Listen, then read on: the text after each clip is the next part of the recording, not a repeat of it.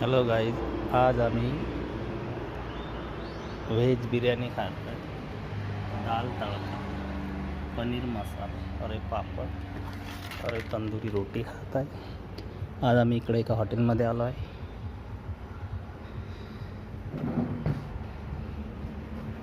बघा,